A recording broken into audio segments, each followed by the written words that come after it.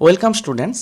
মাধ্যমিক পরীক্ষা শেষ, সবাই ক্লাস 11-এ কী কী সাবজেক্ট নিয়ে ভর্তি হবে তা নিয়ে রোজ চিন্তাভাবনা করছো, বিভিন্ন মানুষের মতামত নিচ্ছ বা তোমাদের বাবা মারাও চিন্তিত।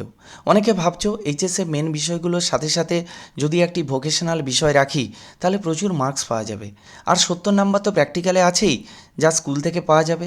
থিওরিতে 30-এর মধ্যে কম করেও যদি 20 পাই তাহলে 90% নাম্বার নিশ্চিত।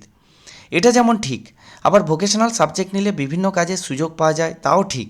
তোমার স্কিল দেখে বিভিন্ন অটোমোবাইল কোম্পানি বা আইটি কোম্পানি তোমাকে কাজে নিতে পারে, সেটাও ঠিক। কিন্তু বিপদটা লুকিয়ে আছে কাউন্সিলের এক নিয়মে।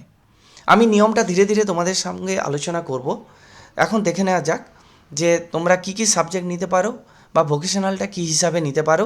আমি সমস্ত কিছু আলোচনা করছি এই ভিডিওতে। 18/4/2024 তারিখের আমি নোটিফিকেশানটা খুলে রেখেছি। এটি যখন সেমিস্টার সিস্টেম শুরু হয়েছিল তখন কাউন্সিল প্রকাশ করেছিল। তাহলে তোমাদেরকে ফার্স্ট ল্যাঙ্গুয়েজ হিসাবে একটা সাবজেক্ট নিতে হবে, সেকেন্ড ল্যাঙ্গুয়েজ হিসেবে আরেকটি সাবজেক্ট নিতে হবে। এইবার আসছি, এইবার তোমাদেরকে 3টে মেন সাবজেক্ট এবং একটা অপশনাল ইলেকটিভ সাবজেক্ট নিতে হবে। এইখানে 3টে মেন সাবজেক্টের মধ্যে এখানে এতগুলো সাবজেক্ট কম্বিনেশন দেওয়া আছে। এখান থেকে তুমি 3টে মেন সাবজেক্ট বা এর মধ্যে আরও একটা অপশনাল ইলেকটিভ হিসাবে চয়েস করে মোট 4টে সাবজেক্ট নিতে পারো। কিন্তু কাউন্সিল আরও একটা অপশান দিয়েছে। লাস্ট যে পয়েন্টটা, one vocational subject offered by council which may be selected as optional elective subject, যেটা শুধুমাত্র অপশনাল ইলেকটিভ সাবজেক্ট হিসাবে নিতে পারো। এখানে সেট 1 সায়েন্সের জন্য, সেট 2 কমার্সের জন্য এবং সেট 3 আর্টসের জন্য সবের ক্ষেত্রে ভোকেশনাল সাবজেক্ট অপশনাল ইলেকটিভ হিসাবে নেওয়া যেতে পারে, তুমি সেটা নিতে পারো। এবারে দেখে নাও যে ভোকেশনাল সাবজেক্টে কত নাম্বার আছে। এখানে ভোকেশনাল সাবজেক্ট লেখা আছে। ভোকেশনাল সাবজেক্টের প্রতিটা সেমিস্টারে 15 নাম্বার করে থাকবে এবং পরীক্ষা 45 মিনিটের হবে, আর থিওরিতে থাকবে 70 নাম্বার। এইবার এই যে 15 নাম্বার বলছি, এখানে কিন্তু তোমাকে 30 নাম্বারের পরীক্ষা দিতে হবে এবং এই 30 নাম্বারের পরীক্ষা থেকে 15 নাম্বারের পরীক্ষা মার্কস তোমাকে 2 দিয়ে ডিভাইড করে সেই পার্সেন্টেজে তোমাকে নিয়ে আসা হবে। সেটা গেল থিওরি পরীক্ষার ব্যাপার, আর প্র্যাকটিক্যালে 70 নাম্বার তো আছেই। তাহলে ভোকেশনাল সাবজেক্ট তুমি নিতে পারলে, ভোকেশনালে থিওরি এবং প্র্যাকটিক্যাল দেখতে পারলে। এবার তাহলে আমি আসছি যে ঠিক বিপদটা কোথায় লুকিয়ে আছে। কাউন্সিলের FAQ সেকশন থেকে আমি সরাসরি তোমাদের সামনে এখানে তুলে ধরেছি। এখানে তোমরা নিশ্চয়ই দেখতে পাচ্ছ যে how will the vocational subject be consider for passing in HS exam. HS exam pass করার জন্য ভোকেশনাল সাবজেক্টের কী গুরুত্ব আছে।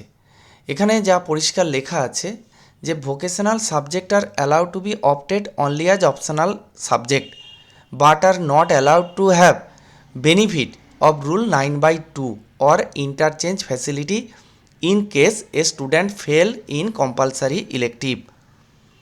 আর ভোকেশনাল সাবজেক্টে পাস বা ফেল সেটা ম্যান্ডেটারি নয়। তুমি ভোকেশনাল সাবজেক্টে যদি ফেল করো তাহলেও কিন্তু তুমি HS পাস, তুমি ভোকেশনাল সাবজেক্টে যদি পাস করো তাহলেও কিন্তু তুমি HS পাস। কিন্তু কাউন্সিল তোমাকে এখানে একটা সুযোগ দেবে, বেস্ট অফ 5। যে কোনো 5টা সাবজেক্টে তুমি বেশি নাম্বার পেলে 6টার মধ্যে তুমি সেখানে কিন্তু 5টা সাবজেক্টের নাম্বার তোমার টোটালে যোগ হবে এবং সেখানে কিন্তু ভোকেশনাল নাম্বারে যদি তুমি পাস করো এবং বেশি নাম্বার পাও তাহলে বেস্ট অফ 5-এ তুমি অনেকটাই টোটালে পেয়ে যাবে। তাহলে সমস্যাটা কোথায়? এই 9/2 রুলটা কী? বিপদটা কিন্তু 9/2 রুলেই লুকিয়ে আছে। আমি সেই 9/2 রুলটা আজকে তোমাদের সঙ্গে আলোচনা করে দেখাচ্ছি।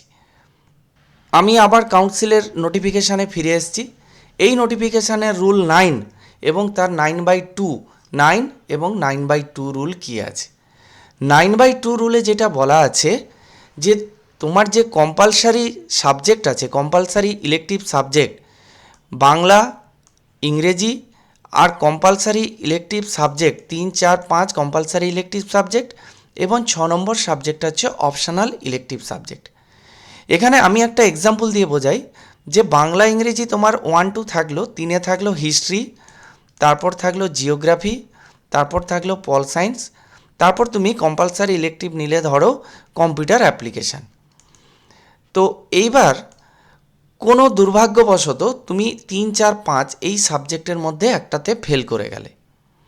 ধরলাম আমি জিওগ্রাফিতে তুমি ফেল করে গেলে, তাহলে কি হবে, কাউন্সিলের 9/2 রুল অনুযায়ী তুমি কিন্তু পাস করবে। কিভাবে পাস করবে?